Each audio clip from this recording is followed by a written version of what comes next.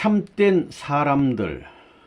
본 말씀은 1971년 2월 11일 마포교회 사신 참아버님 말씀입니다. 오늘 이 시간에 말씀드릴 내용은 참된 사람들이란 주제입니다. 사람들은 자기를 중심 삼고 좋고 나쁨을 판단한다. 이 세계에 살고 있는 모든 사람들은 누구를 막론하고 개인을 중심 삼고 보나 전체를 중심 삼고 보나 자기를 존중시하지 않고 사는 사람은 없습니다. 좋고 나쁘고 슬프고 기쁜 이런 모든 사연들을 말하게 될 때에 제3자를 중심 삼고 말하는 사람은 없는 것입니다. 좋다고 할 때 그 중심이 누구냐 하면 자기인 것입니다. 혹은 슬프다고 할 때도 그 중심이 누구냐 하면 어디까지나 자기라는 것입니다. 그 자기라는 것이 언제나 주체가 되어 가지고 자기 일생에 있어서 행불행을 좌우하고 있다는 것입니다. 이러한 문제를 두고 볼 때에 그 자기라는 위치가 올바른 자리에 섰다면 좋겠지만 올바르지 못하고 그릇된 자리에 서서 좋고 나쁘다고 한다면 그 일생은 비참한 것이 될 수밖에 없는 것입니다. 만일에 역사적인 어떤 선이 있어 가지고 악을 비판할 수 있고 참되지 않은 것을 제거시킬 수 있다 할지인데 그 힘은 참되지 않은 것은 받아들이지 않고 제거시키는 작용을 할 것입니다. 자기를 중심 삼은 주체적인 입장에서 좋고 나쁘다 하는 판가리를 하는 입장에 있게 될 때는 참을 옹호할 수 있는 우주적인 어떤 힘은 자기에게 평안을 가져다 주는 것이 아니라 오히려 반대적이요 상충적인 힘으로서 작용할 것입니다. 인간은 자기가 좋다고 하는 자리에 서게 될 때에 좋다고 하는 그 자리가 진정한 의미에서 좋은 자리냐, 그렇지 않으면 나쁜 자리냐 하는 문제를 생각하지 않는 것입니다. 그저 자기 자신을 중심 삼고 하루를 사는 데 있어서 모든 사람이 일상적으로 생각하는 것과 마찬가지로 이러한 일은 그러할 때는 좋은 것이고 저러할 때는 나쁜 것이다 하고 막연하게 판단하는 입장이라는 것입니다. 이렇게 막연한 주체성을 가지고 판단해서는 안 되는 것입니다. 나는 어떤 위치 가운데 있습니다. 어떤 사회단체면 사회단체도 반드시 어떤 중심을 중심 삼고 관계된 환경이 연결되어서 하나의 사회단체를 형성하고 있는 것입니다. 국가의 한 중심을 중심 삼고 백성들은 너나 할 것 없이 어떤 지역이면 지역, 어떤 환경이면 환경에서 그 위치와 처해 있는 입장을 반드시 설정하고 있는 것입니다. 그 중심을 기준으로 그것이 남쪽이냐 서쪽이냐 혹은 동쪽이냐 북쪽이냐 하는 방향이 있을 것이고 그 다음에는 그것이 중앙에서 어떤 거리에 위치해 있느냐 하는 문제가 반드시 설정되어 있을 것입니다. 그래야 거기에서 자기가 주체와 관계를 맺게 될 때에 그 관계가 올바른 관계가 될 수 있고 사방이 공인할 수 있는 관계가 될 수 있는 것입니다. 우리 인간 자체를 두고 볼 때도 나 자체가 중심적인 입장에서 하루하루 생활을 영위하는 가운데 있어서 좋고 나쁜 것 혹은 선하고 악한 것을 비판하고 있는 것입니다. 이런 입장에서 보게 될 때 오늘 어떤 참된 중심이 있다고 한다면 그 중심에 대하여 내가 어떤 방향과 내용을 중심 삼아 가지고 좋고 나쁜 것을 판가리해야 하느냐, 이것은 보통 문제가 아닙니다. 참 사람의 표준, 자기가 국가를 대신한 중심적인 입장에서 참된 모습으로서 주체성을 가졌다는 자신감을 가지고 자기 스스로 판단한다고 하더라도 그것이 그 나라에 있어서 과연 참된 중심이 될 수 있겠느냐 하는 것도 문제가 되는 것입니다. 더 나아가 세계를 중심 삼고 볼 때 세계는 수많은 나라가 있습니다. 수많은 나라들은 지나온 역사가 다르므로 형성된 문화와 환경이 다르지만 각각 그 나라들의 환경을 중심 삼고 그 나라에 어떤 주권자가 있습니다. 그러나 그 주권자가 그 나라를 대표하고 있다고 해서 그가 그 나라의 참된 중심이 되느냐 할 때 그것도 그렇게 우리가 인정할 수 없다는 것입니다. 이렇듯 개개 국가를 중심 삼고 보더라도 그 한 주권자를 참된 중심 존재라고 인정하지 못한다면 오늘날 전 세계를 두고 볼 때도 마찬가지입니다. 우리의 인생을 중심 삼고 참된 중심이 될 수 있는 사람은 어떤 사람이겠느냐 하는 문제를 생각해 볼 때 우리가 현재 상식적으로 알고 있는 세계적으로 유명한 사람 혹은 어떤 학문적인 분야에 있어서 세계적인 권위를 가진 사람이라고 해서 그가 진정한 의미의 참된 사람이냐 할 때 이것도 문제가 된다는 것입니다. 하늘과 땅에 있어서 참된 인생으로서 이것이 옳은 것이다, 그런 것이다 하는 하나의 표준적이고 중심적이고 가치적인 존재는 어떤 존재냐 하는 문제를 두고 볼 때 이것은 심각한 문제인 것입니다. 어떤 학교에 학생들이 있다면 그 학생들 가운데서 제일 참된 학생이 누구라고 했을 때 그것은 어디까지나 그 학교에서 말하는 것입니다. 그 학교를 두고 볼 때 그곳에는 과거도 있고 미래도 있습니다. 그렇다면 그 학교에서 현재 가장 참되다고 하는 학생이 과거도 대표할 수 있느냐?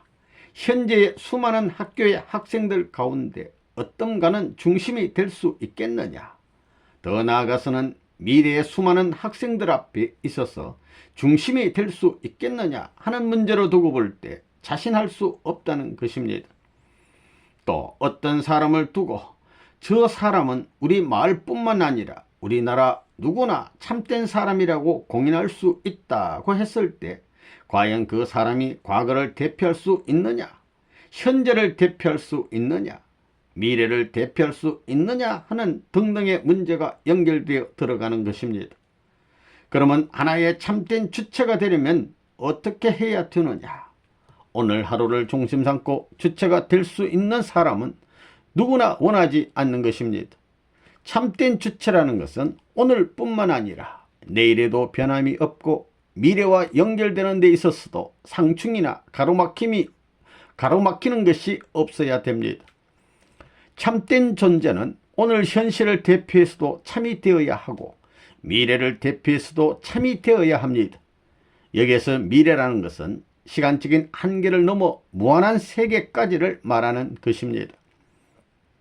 이런 등등의 문제를 두고 볼 때 우리 인간이 참되다고 하는 것이 어디에 표준을 두고 하는 말이겠느냐?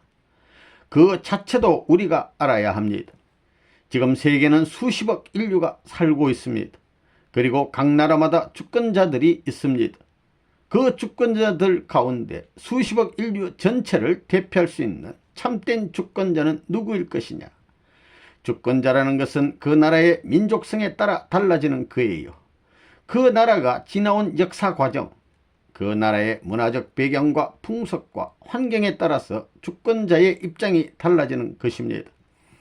그 주권자가 제창하는 정책이라든가 사상적인 방향이 역사 발전과 더불어 달라진다는 것입니다. 이런 점진적인 발전 현상을 우리는 역사 과정에서 찾아볼 수 있는 것입니다. 인간의 감정은 시간과 환경의 변화에 따라 변해 우리 인간은 누구나 다 참된 사람이 되기를 바라고 있습니다. 여러분이 양심의 가책이 없다면 누구에게나 떳떳한 자세를 갖게 됩니다. 내가 뭘 잘못했느냐 하며 당당코 그 환경에 있어서 자기의 입장을 주장하는 것입니다. 자기의 입장을 부정하면 부정하는 그 여건과 투쟁하는 것입니다. 그러면 그런 입장에서 주장하는 그 자리가 과연 역사가 보장하고 시대가 보장하고 미래가 입증할 수 있는 참된 자리냐 하는 것이 문제가 되는 것입니다. 하루를 두고 보면 아침이 있고 낮이 있고 저녁이 있고 밤이 있습니다. 그런데 아침 기분하고 낮 기분하고 저녁 기분하고 밤 기분하고 사람 자체는 마찬가지인데 느끼는 감정이 달라지는 것입니다. 태양이 아침에 동력에서 떠오르게 될 때 그 광명한 빛을 바라보는 기분은 저녁에 석양을 바라보던 기분과는 다릅니다. 그때 내 마음과 내 모든 감정은 그 태양과 더불어 달라지는 것입니다. 나 자체가 변하지는 않았지만, 내 모습이 변하지는 않았지만 환경의 변화에 따라 내 감정이 달라지는 것을 느끼게 됩니다. 낮이면 낮을 중심 삼고 다르고, 저녁이면 저녁을 중심 삼고 다르고, 밤이면 밤을 중심 삼고 다릅니다.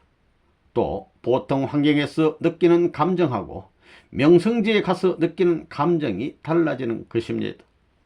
혹은 산 꼭대기에서 느끼는 감정, 산 골짜기에서 느끼는 감정, 평지에서 느끼는 감정, 광야에서 느끼는 감정이 달라지는 것입니다.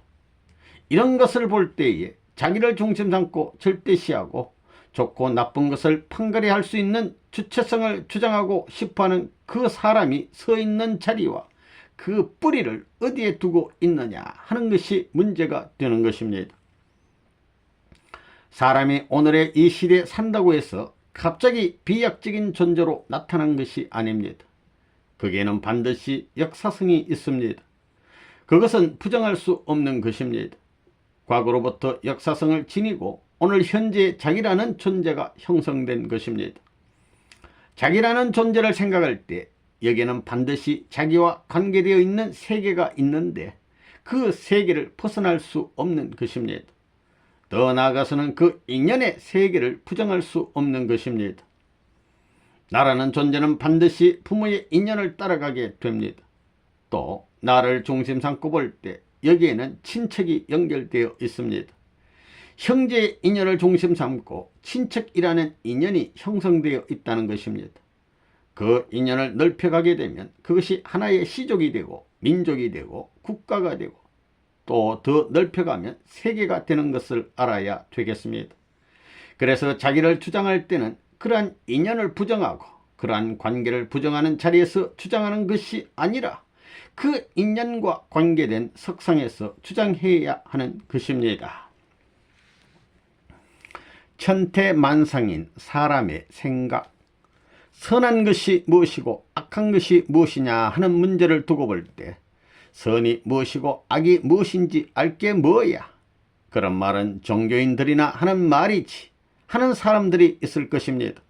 또 오늘 저녁에 선생님이 하는 말도 마찬가지지 여느 목사가 하는 말이나 마찬가지다 라고 말하는 사람도 있을지 모르겠습니다. 인간에게 왜 선만 필요하고 악은 필요하지 않느냐 하는 것이 문제가 되는 것입니다. 여러분이 생을 습성으로 알고 있는 것처럼 우는 것을 좋아하는 사람 손들어 보라고 하면 그것은 물어볼 필요가 뭐 있느냐, 물어보는 사람이 좀 이상하다고 할 것입니다. 그저 상을 찡그리고 아이고 나 죽는다 하면서 사는 것을 좋아하는 사람이 있느냐 할 때 그런 것을 좋아할 사람은 한 사람도 없습니다. 그렇지만 웃고 노래하며 사는 것을 좋아하는 사람 손들어 보라고 하면 손들지 말라고 해도 들게 되어 있는 것입니다. 그럼 어째서 우는 것은 나쁘고 웃는 것은 좋으냐 하는 문제를 두고 볼 때 이것은 천태만상입니다. 갑이라는 사람은 괜히 가을날 찬바람이 불어와 스산할 때 앞들에 감나무에 감이 누렇게 있고 잎사귀가 누렇게 단풍이 들어있어서 어울렸는데 찬바람이 불어 감나무 잎들이 후두둑 떨어져 나가면 그것을 보고도 눈물 흘린다는 것입니다.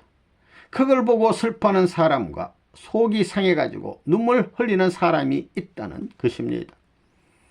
하나님은 시적인 감정이 풍부해가지고 인간에게 감나무 잎이 떨어지는 것을 보고 인생의 처량함을 생각해 보라고 한 것입니다.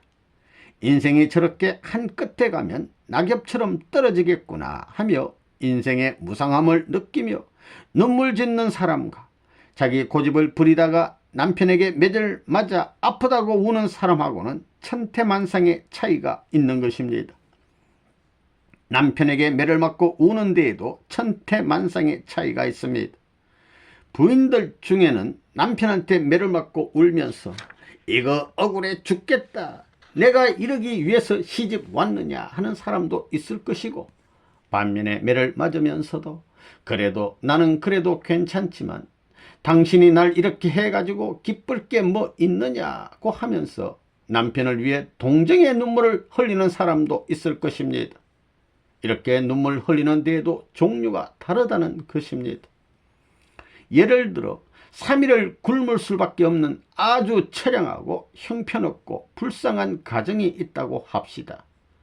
먹지 못하고 사흘간이나 굶고 사는 처지가 얼마나 불쌍합니까? 여기는 아들도 있을 것이고 아버지도 있을 것이고 어머님도 있을 것이고 손자도 있을 것입니다. 10식구라면 10식구가 전부 다 사흘씩 굶었으니 불행 중에 불행이라고 느낄 것입니다. 그렇다고 해서 그 가족들이 사흘만 굶으면 어떻게 된다는 어떤 소망이 있는 것도 아니고, 그래서 끝장이 난다고 하면 어떻겠습니까? 이런 자리에서는 기가 막힐 것입니다. 그렇지만 거기에도 눈물의 가락이 식구마다 전부 다르다는 것입니다. 수양을 많이 쌓은 할아버지는 내가 80여 년의 생애를 사는 동안 배고픈 사람의 사정을 몰랐는데 이렇게 3일 동안 밥을 못 먹는 자리에 처해보니 인생에 이러한 꼴짜기도 있구나, 이야 참 좋은 교훈을 내가 체험했다고 하면서 그런 자리에서도 멋진 생각을 할 수도 있을 것입니다.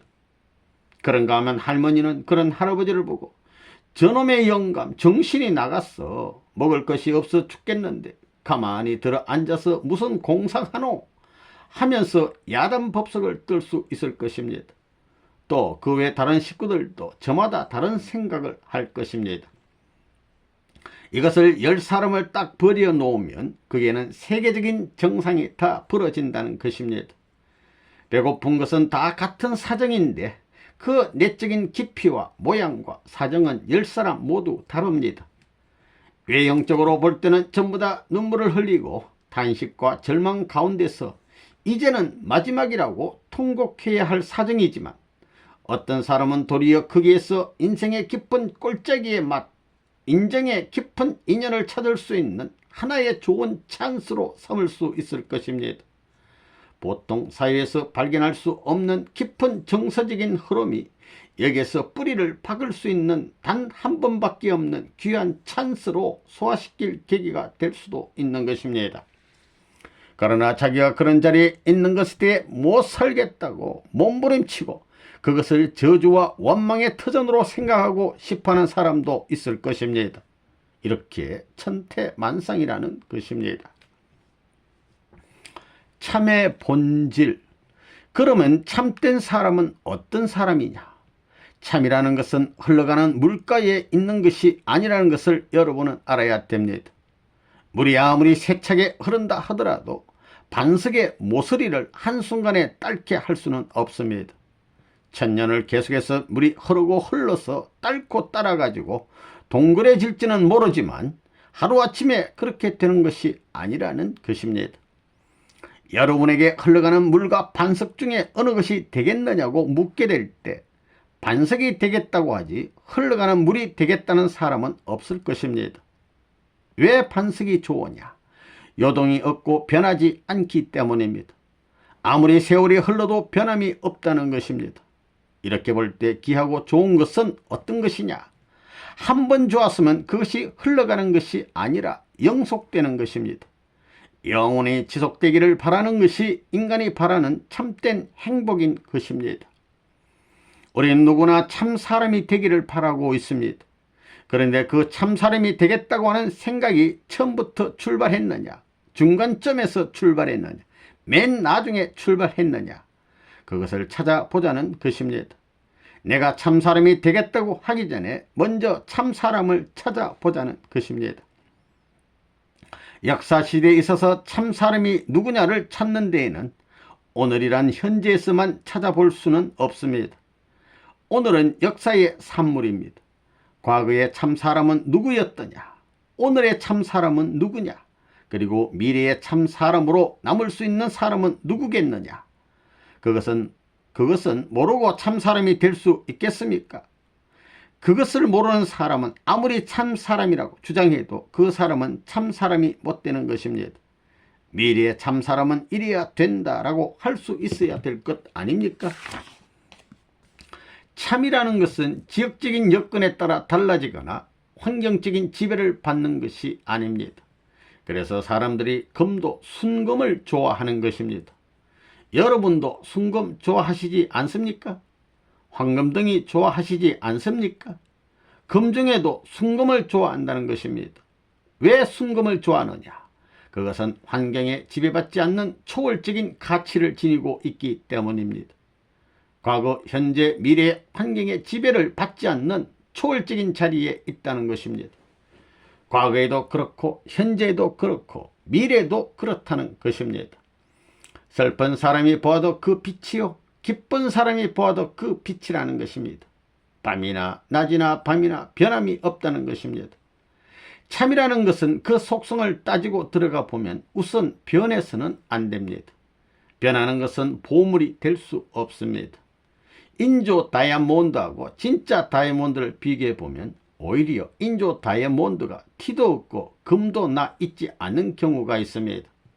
그래서 당장에는 인조 다이아몬드가 더 인기가 있는 것입니다. 그렇지만 그것은 때에 따라 변색이 될 수 있고 형태가 변할 수 있습니다. 그러나 진짜 다이아몬드는 그렇지 않습니다. 환경의 여건의 지배를 받지 않는 초월적인 내용을 지니고 있습니다. 그래서 참의 본질을 타진하게 될 때 우선 변하지 않아야 됩니다. 그 다음에는 참이라는 것은 아무리 참이라고 해도 그것이 한 1년쯤 가다가 없어지면 뭘 합니까? 참의 본질 가운데는 반드시 불변성과 더불어 영원성이 있어야 됩니다. 불변성도 있어야 되지만 영원성도 있어야 한다는 것입니다. 또 그 다음에는 유일성이 있어야 합니다. 다시 말하면 절대적이어야 한다는 것입니다. 절대적이란 것이 무엇이냐?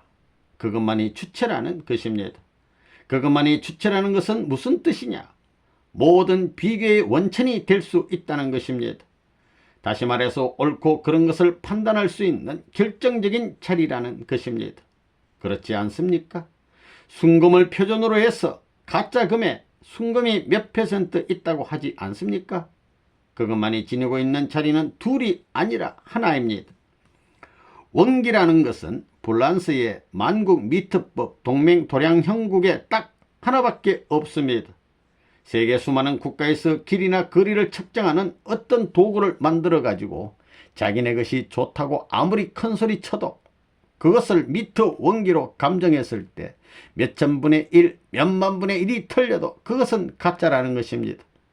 그쯤이야 괜찮지 않느냐고 할지 모르지만 엄격히 따지면 몇억만 분의 1이 아니라 수십억만 분의 1이 틀려도 가짜라는 것입니다. 행복의 기준, 그러면 통일교회 자체도 참된 사람, 참된 종교인들로서 결합되어 있느냐가 문제입니다. 그렇기 때문에 참이 무엇인지 확실히 알아야 합니다. 참된 사람이란 어떤 사람이냐? 오늘날 이 땅 위에서 제 아무리 잘났다고 하는 사람도 모두 믿을 수 없습니다. 세계적인 기술자가 있다 할 때 그는 그 분야에 있어서는 전문가일지 모르지만 인간 전체를 대표한 중심적 가치를 두고 볼 때 중심이 될 수 없습니다. 참이라고 할 수 없다는 것입니다. 이런 관점에서 과거, 현재, 미래를 통합하여 참에 가까운 사람을 헤아려 볼 때 위인은 참된 사람이 못 됩니다. 성인은 그래도 차원이 높아서 참된 사람 축에 참여시킬 만합니다. 왜? 그 사람들의 주장은 세계적이기 때문입니다. 잘 살되 자기만 잘 살겠다는 것이 아니라 세계 전부가 같이 잘 살자, 행복하되 전체가 행복하자는 것입니다. 전체가 행복하자는 데 있어서도 자기는 가만히 있다가 다른 사람들이 행복하게 되면 그때 살짝 들어가서 행복하겠다는 사람이 아닙니다. 피동적인 사람이 아니라는 것입니다. 전체가 행복하게 되는데 자기가 주도적인 역할을 하겠다는 사람입니다. 그러기 위해서는 자기의 생명을 그 목적에 투입시켜 가지고 생사결단하고 간 사람들이 성인의 반열에 동참한다는 것을 여러분은 알아야 되겠습니다. 보십시오. 소크라테스가 성인 축에 들어갑니까? 소크라테스는 처리는 되지만 성인은 못 됩니다. 그는 지식과 지혜의 왕자는 될 수 있을지 모르지만 생명의 왕자는 못 된다는 것입니다. 지식과 생명은 별개의 문제입니다. 오늘날 지식면에서 유물론을 가지고 생명의 가치 유물을 주장하는 부류가 있는데 그런 주장은 지나가는 것입니다. 심판받아야 할 내용입니다. 오늘날은 지식을 중심 삼고 사람을 전부 다 재지 않습니까? 대학교 총장이면 재리지 하는 시기입니다. 앞으로는 지식의 비중을 중심 삼고 인간을 재는 시대는 지나가는 것입니다. 그러면 무엇이 귀한 것이냐? 인간에게 있어서는 생명이 제일 귀합니다. 생명이 위협받게 될 때가 가장 불행한 것입니다. 그런 불행한 자리에서 해방될 때가 가장 즐거운 것입니다. 행복의 기준은 무엇이 좌우하느냐? 여러분, 지식이라고 대답할 사람이 있습니까? 행복의 주축은 생명이 좌우하는 것입니다. 생명에 보다 가치적인 내용을 지니고 있다는 것입니다. 그 생명의 가치가 나라와 민족을 넘고 세계 인류를 넘게 되면 그 사람은 성인이 되는 것입니다. 그러고 보면 성인치고 박사인 사람 없습니다. 안 그렇습니까? 성인은 박사라는 이름도 모른다는 것입니다. 그분들은 사람 때문에 죽었지 지식 때문에 죽지 않았습니다. 그것은 틀림없습니다. 나라 때문에 죽은 것이 아닙니다. 아무 나라를 걸고 죽는 것이 아니라 참된 인간을 걸고 죽는다는 것입니다. 그것을 여러분은 알아야 됩니다. 참된 인간을 걸고 죽는데 참된 인간의 지식을 가지고 죽는 것이 아니라 참된 인간의 생명을 걸고 죽는다는 것입니다. 성인은 그게 다릅니다. 성인의 도리. 성인은 무엇을 가지고 주장했느냐? 성인이 강조한 내용은 지식이 아닙니다. 보다 가치 있고 보다 보람 있는 생명을 중심 삼고 국가적이 아니라 세계적인 우주를 주관할 수 있는 초환경적인 생명의 가치를 그리면서 그것을 실천한 것입니다. 주위 환경 속에서 생명이 뒤넘치면서 세계적인 국가를 바라며 죽어갔다면 그는 성인이 될 수 있는 것입니다. 그렇기 때문에 소크라테스는 성인 축에 못 들어갑니다. 오늘날의 사조는 무엇이 움직이느냐? 철학이 움직입니다. 그러나 철학은 생명과 관계가 있는 것이 아닙니다. 여러분은 그걸 알아야 됩니다. 철학이 생명을 좌우할 수 있는 권원적인 입장은 못 되는 것입니다. 생명의 대상적인 입장에 설 수 있는 지식의 기호는 되지만 생명의 내용을 결정할 수 있는 자체는 못 됩니다. 그러므로 철학은 생명을 구할 수 없다는 결론이 나오는 것입니다. 그러면 성인들은 무엇을 가지고 살았느냐? 무슨 지식을 가지고 살지 않았습니다. 물론 지식을 가르쳐 주기는 했습니다. 인생의 도리의 일면을 가르쳐 주긴 했지만 그 내용은 다릅니다. 지식은 알면 알수록 점령해 나가는 것입니다. 오늘날의 서구 철학이라는 것은 점령적인 철학입니다. 알면 알수록 점령해 나간다는 것입니다. 많이 알면 알수록 자기를 넘어 그 판도를 세계화시키려고 한다는 것입니다. 무엇을 중심 삼고? 자기를 중심 삼고 세계를 위하는 길을 따라 나간다고는 하지만 어디까지나 자기 자체를 중심 삼는 것입니다. 그렇기 때문에 그 결과는 반드시 유물사상에 직결되어 버리고 맙니다. 자기가 중심이라는 것입니다. 철학은 인생의 생명 문제를 근본적으로 해결하지 못하기 때문에 대상적인 가치에는 속할지 모르지만 근본적인 결정 요인은 되지 못하는 것입니다. 성인들은 그런 것을 알았기 때문에 지식을 추구하지 않았습니다. 지식을 탐구하지 않았다는 것입니다. 지식을 탐구하되 평면적인 것만이 아니라 일방적인 것만이 아니라 양면적인 면에서 탐구하려고 했습니다. 그렇기 때문에 성인의 도리는 자기가 중심이 안 되어 있습니다. 그런데 철학은 무엇이 중심이 되어 있느냐? 학이 돼 그 학을 주장하는 사람을 중심 삼고 되어 있습니다. 이것이 문제입니다. 성인은 주장하는 그 사람이 중심이 아니라는 것입니다. 이것이 다릅니다. 철학이라는 것은 주장한 사람이 언제나 문제가 되는 것입니다. 마르크스주의면 마르크스주의를 주장한 사람이 주동적인 역할을 하는 것입니다. 그 사상권 내에 전체를 융합시키기 위해서 세계로 발전시켜 나오는 것입니다. 거기서 중심이 누구냐 하면 인간이라는 것입니다. 인간을 중심 삼은 환경적인 내용을 결석시키는 데 있어서 내재적인 작용을 하는 것이 오늘날의 철학 사조입니다. 그렇지만 성인의 도리는 그렇지 않습니다. 성인의 도리의 중심은 사람이 아니라 신입니다. 이것이 다른 것입니다. 따라서 신을 소개하지 못한 사람은 성인의 대열에 동참하지 못하는 것입니다. 따라서 여러분은 성인과 철인이 어떤 사람인지 분명히 알고 구별할 줄 알아야 합니다. 철인은 인간의 오간을 중심 삼고 본체론이나 인식론을 주장하면서 지금까지 나오고 있는 것입니다. 그것은 다 인간을 중심 삼고 말하고 있는 것으로서 인간의 한계점을 못 넘는 것입니다.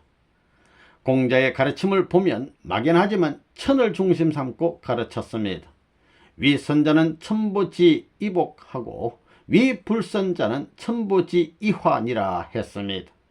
이 말은 선한 일을 하는 자에게는 하늘이 복으로서 이에 보답하고 악한 일을 하는 자에게는 하늘이 재앙으로서 이에 보답한다고 했습니다. 하늘이 게재되어 있다는 것입니다. 그렇지만 구체적인 것이 아닙니다. 구체적인 시대에 구체적인 신의 섭리를 추구할 수 있는 때가 되면 구체적이지 않은 것은 다 지나가게 됩니다. 석가도 막연하나마 철학에 대한 방대한 내용을 천학의 하늘학문, 천학에 대한 방대한 내용을 소개했습니다. 마호메트는 종합 종교입니다. 그것도 역시 하늘을 중심 삼고 신을 중심 삼고 나온 것입니다. 예수님도 역시 신을 중심 삼고 나왔다는 것입니다. 그의 가르침은 신을 빼놓지 않았습니다. 이것이 다릅니다. 그 가르침의 중심에 있어서 인륜이 아니라 천륜을 위주로 해서 도를 펴려고 나왔다는 것입니다. 그러면 천이 무엇이냐? 천을 중심 삼고 가르쳐 나오면 성인이 되는데 그 성인의 도리는 무엇을 따르려고 하느냐? 인의의 도리를 따르려고 하는 것이 아니라 천의의 도리를 따르려고 한다는 것입니다. 그러면 절대적인 신이 있다면 그 신이 바라는 뜻이 무엇입니까? 하나의 나라만 구하겠다는 것이겠습니까? 그렇지 않습니다. 자그마치 그 뜻은 세계적입니다. 그렇기 때문에 성인의 가르침은 세계적인 것이 아닐 수 없다는 결론이 나오는 것입니다. 이런 관점에서 종교인은 천륜을 중심 삼고 가야 합니다.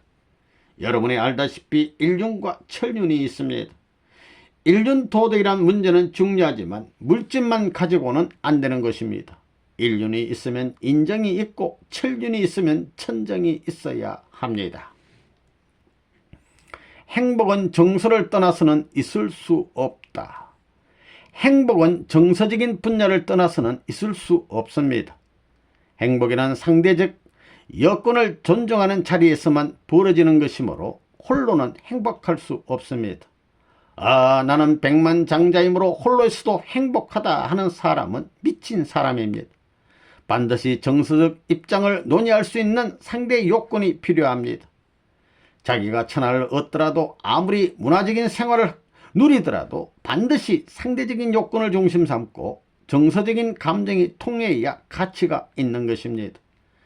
가지고 있는 것이 아무리 많아도 거기에 정서적인 내용이 결여되어 있으면 그것은 가치가 없는 것입니다. 흘러가 버리고 마는 것입니다. 그렇기 때문에 인륜 도덕에도 정서적인 문제가 있어야 됩니다. 오늘날 인륜을 중심 삼고 볼 때 우리가 인정의 내용을 사차치 느끼고 감지할 수 있는 환경에 살고 있지만 인륜의 근본이라는 것은 인정이 아닙니다. 인정이 근본이 아닙니다. 정의 동기는 사람 가운데 있는 것이 아닙니다. 나라는 존재는 어디까지나 결과입니다. 그 동기가 무엇이냐 하면 하늘입니다. 천륜이 인륜의 동기가 되고 천정이 인정의 동기가 되는 것입니다. 그런데 천정에 대해 가르쳐준 성인이 많지 않다는 것입니다. 그렇기 때문에 하늘을 중심 삼고 정서적인 문제를 가르쳐준 내용 여하에 따라 성인의 가치를 결정할 수 있는 것입니다. 여러분, 행복한 사람은 어떤 사람이냐 하는 것을 생각해 봅시다. 남자가 있으면 반드시 여자가 있어야 됩니다. 그건 절대적입니다. 부부가 있으면 또 아들, 딸이 있어야 됩니다. 그래야 인륜을 중심 삼은 도덕관념이 생겨나는 것입니다. 도덕관념이라는 것은 혼자서는 성립될 수 없는 것입니다. 전후 좌우 상하의 인연을 맺어가는 데 있어서 도덕관념이 성립되는 것입니다. 어떤 영감 부부가 있다 할 때 우리 둘이 정답게 만났으니 우리 둘이 정답게 살다 죽으면 돼. 그래요? 그러면 망하는 것입니다. 그렇게 죽는다면 자기의 미래를 생각하며 훌쩍훌쩍 눈물을 흘리는 것입니다. 그러니까 아들, 딸이 있어야 됩니다. 몇 명쯤 있어야 되겠어요? 아들, 딸이 많으면 뭐해? 아들 하나, 딸 하나면 되지. 그렇게 생각해요? 아니면 많기를 바래요? 나무에 가지가 많은 것이 좋아요? 적은 것이 좋아요? 좋은 제목을 구하려 하는데 가지가 적은 나무에서 좋은 제목이 나올 수 있겠습니까? 가지가 많을수록 그 확률이 커지는 것입니다. 그런데 지금 우리가 못 사니까 할 수 없이 아들, 딸 적게 낳자고 하는 것입니다. 먹을 것이 천재간에 꽉 차 있다면 아들, 딸을 많이 갖고 싶은 것이 인간의 욕심입니다. 그렇지 않다고 하면 거짓말입니다. 그것은 결국 무슨 말이냐 하면 많은 것이 좋다는 것입니다. 그렇기 때문에 인륜을 중심 삼고 볼 때 인정이라는 것은 혼자 성립되는 것이 아니라는 것입니다. 인정이라는 것은 전후 좌우 상하의 관계에서 동료도 많아야 되고 풍부한 정서적인 터전이 있어야 되는 것입니다. 그래야 행복한 것입니다. 천정을 가르쳐 준 예수. 그러면 인륜과 인정만 가지고 되느냐? 안 됩니다. 그래서 성인들은 천륜에 대하여 가르쳐 준 것입니다. 그 다음에는 천정에 대하여 가르쳐 준 것입니다. 그런데 지금까지 왔다 갔던 성인들 가운데 천정을 가르쳐 준 사람은 많지 않습니다. 단 한 분, 예수 그리스도만이 천정을 가르쳐 주었습니다. 예수님은 30대 총각 때까지 목수의 조수였습니다. 옷을 입더라도 여러분 같은 그런 옷을 입으셨겠습니까? 그저 배로 만든 유대나라 옷을 입고 다녔을 것입니다. 그런 총각 신세였습니다. 여러분이 잘 몰라서 그렇지 예수님의 어머니 아버지가 예수님을 귀엽게 기른 줄 알아요? 의붓 아버지 설화에서 자랐다는 것을 여러분은 생각해야 합니다. 예수님은 의붓 아버지 밑에서 목수의 조수 노릇을 하면서 형편없이 자랐다는 것입니다. 30세까지 장가를 못 갔으니 오죽했겠습니까? 그렇지만 예수님은 아주 배포가 컸습니다. 생각을 많이 한 분입니다. 내가 앞으로 무엇을 할까 하고 생각했다는 것입니다. 그 답은 세계에서 제일 가는 사람의 사이가 되지 않으면 아들이 되겠다는 것입니다. 그 생각이 근사하지 않습니까? 여러분도 할 수 없어서 그렇지 현재 대통령의 조카 사이만 되어도 야단할 것입니다. 그 나라의 주권자와 정서적으로 제일 가까운 자리에 서고자 하는 것이 백성들의 욕망입니다. 그런 것을 생각할 때 예수님도 천지의 대주제 되시는 천지에서 제일 훌륭한 분이 있다면 그분을 다른 사람에게 양보해 줄 수 없다고 생각했던 것입니다. 참의 기혼과 참된 사람. 만약 여기에 나이든 사람과 젊은 양반 둘이 앉아서 서로 자기가 참 사람이라며 입씨름을 한다고 합시다. 우리 인간들의 입장에서 봐서는 같은 값이면 나이 많은 사람을 참 사람으로 추대해야 되는 것입니다. 그렇지만 참된 사람의 얼굴을 하루라도 더 보기를 원하는데 나이가 많은 사람은 빨리 죽으니까 곤란하다고 조건을 걸게 될 때에는 젊은 사람도 얼마든지 추대받을 수 있는 것입니다. 일을 해도 젊은 사람이 더 오래 일할 테니까 젊은 사람을 추대할 요인도 있다는 것입니다. 이렇게 생각해 볼 수도 있는 것입니다. 그러면 어디서부터 참이 출발해야 되느냐? 절대적인 신으로부터 출발해야 됩니다. 절대적인 신을 위조하고 천륜을 위조하여 인륜의 내용을 제시한 천정과 인정이 상봉할 수 있는 결합점을 찾아야 된다는 것입니다. 그 자리는 하나님이 기뻐할 수 있고 우리 인간이 기뻐할 수 있는 자리입니다. 그 자리를 찾아서 상봉하게 될 때 인간의 행복이자 하나님의 행복이 된다는 것입니다. 따라서 천이와 인이가 합하고 천륜과 인륜이 합하고 천정과 인정이 합할 때만이 모든 것이 결정난다는 것입니다. 그러면 참사람은 어떤 사람이냐? 참사람은 단 한 분밖에 없는 하나님을 자기 것으로 완전히 점령한 사람입니다. 하나님은 절대자이시니까 하나님을 완전히 점령하게 되면 절대자는 못 되지만 상대적 절대자는 될 수 있는 것입니다. 하나님이 절대자라고 하지만 하나님 자신도 혼자서는 기뻐할 수 없습니다. 아무리 천하를 다 가졌다 한들 혼자 허허 웃을 수 있겠습니까? 여러분, 세계에서 1등 가는 대통령이 방에 혼자 앉아가지고 아무도 없는데 웃는다면 뭐라고 하겠습니까? 그렇지만 작은 사진 한 장이라도 그걸 들여다보고 웃는다면 누가 뭐라 할 수 없을 것입니다. 이와 같이 상대가 있으면 무한한 가치를 결정할 수 있지만 상대가 없다면 아무런 뭐가 없다는 것입니다. 하나님도 상대가 필요하신 것입니다. 그런데 하나님이 필요로 하는 상대가 누구냐 하면 인간밖에 없는 것입니다. 그러면 하나님이 인간을 대해서 무엇을 하자는 것이냐? 그저 보기만 하겠다는 것이 아니라 함께 살자는 것입니다. 사는 데는 사랑하면서 살자는 것입니다. 그렇게 되면 하나님은 아버지가 되고 나는 아들이 되는 것입니다. 이런 관점에서 볼 때 참된 사람은 어떤 사람이냐? 역사에 하나님을 완전히 점령한 사람, 공자, 석가, 예수님 같은 분들도 하나님을 점령하려고 하다가 죽어갔습니다. 그렇지만 완전한 점령은 못했습니다. 내용을 발표하려고 했지만 실천은 다 못했습니다. 완전히 실천을 해서 이렇다 할 수 있는 자리에 가게 되면 참 사람이 되는 것입니다. 그러면 하나님만 완전히 점령하면 그것으로 끝나는 것이냐? 아닙니다. 하나님을 점령할 뿐만 아니라 하나님 속에 있는 단 하나밖에 없는 사랑까지 완전히 점령해야 합니다. 그런 후에 인정과 천정을 자기 일신에서 결속시켜야 합니다. 그런 사람만이 참된 인간이 될 수 있는 것입니다. 그런데 인간들끼리 참된 사람이라고 판정한 그 사람을 따라간다면 하나님을 점령할 수 있고 하나님의 사랑을 가질 수 있겠습니까? 없다는 것입니다. 그걸 넘어서서 하나님을 점령하고 하나님의 사랑을 점령할 수 있는 사람이어야 참된 사람입니다. 참된 사람과 천국 건설. 여러분, 벌이 꿀맛을 보면 어떻게 되는지 알아요? 벌이 겨울에는 잘해야 설탕물만 먹거든요. 그런데 해변기가 지나고 봄날에 꿀맛을 보게 되면 아무리 꽁무니를 잡아당겨도 안 떨어집니다.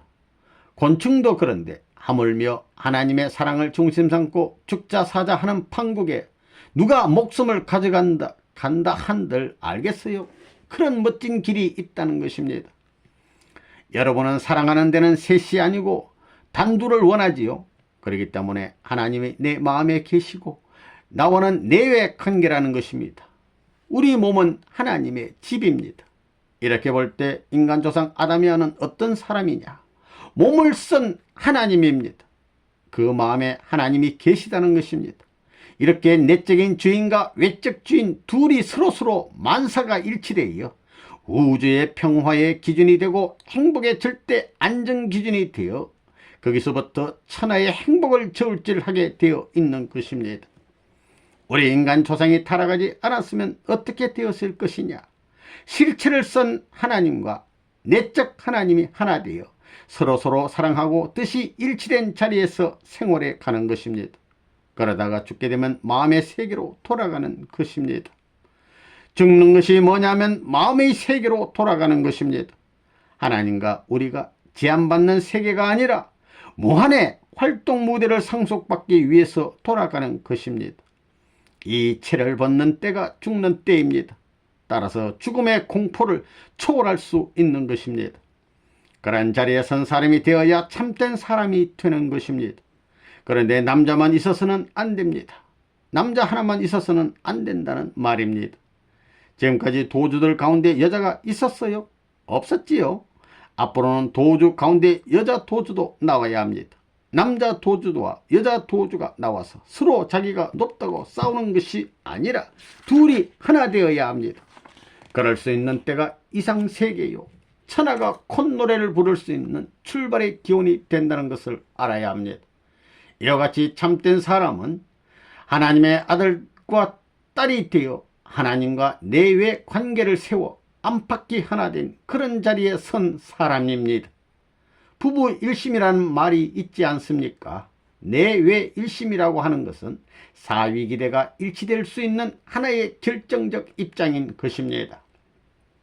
인륜과 천륜, 인정과 천정으로 결속된 참된 사람들로 말미암아 이 땅 위에 가정이 조성되게 될 때 참된 가정이 나오고, 그 참된 가정으로 말미암아 참된 종족, 참된 민족, 참된 국가, 참된 세계가 나옵니다. 참된 개인만 나와가지고는 절대 안 됩니다. 오늘날 예수를 믿는 사람들은 믿음을 통해 천당 가겠다고 생각하고 있습니다. 그렇지만 예수님의 가르침은 그것이 아닙니다. 그렇기 때문에 땅으로 오시는 것입니다. 성경에 보면 땅에서 풀면 하늘에서도 풀린다고 했습니다. 예수님도 참된 가정을 이루지 못했기 때문에 낙원에 가 있습니다. 천국 못 들어갔다는 것입니다. 원래 인간이 이와 같은 자리에 있어서 선한 가정을 이루고 살다가 그냥 그대로 가정 전체가 들어가는 곳이 천국이지, 아버지는 지옥 가고 어머니는 천국 가고 아들은 지옥 가고 딸은 천국 가면 그것이 무슨 천국입니까? 천국은 이렇게 솔가해 가지고 가정뿐만 아니라 법도에 일치될 수 있는 민족과 국가 전체가 들어갈 수 있는 곳입니다. 오늘날 그런 나라가 이 땅에 나오지 않았기 때문에 하늘나라도 아직 천국이 되지 않았습니다. 그래서 우리 통일교에서는 천국을 만들자는 것입니다. 하나님의 사랑에 일치된 참된 사람들로 이룬 가정으로 말미암아 종족 편성, 민족 편성, 세계 편성을 해가지고 하나님을 중심 삼은 천국을 만들자는 것입니다. 이 땅에서 천국을 만들어야만 저 나라의 천국에 갈 수 있는 것입니다. 이것을 표현하고 살아가는 사람들만이 비로소 역사상의 모든 것을 초월한 입장에 서서 승리의 고난을 세워 하늘 앞에 온 인류 앞에 서기에 부족함이 없을 것입니다. 이것이 참된 사람으로서 가야 할 길이라는 것을 여러분은 알아야 되겠습니다.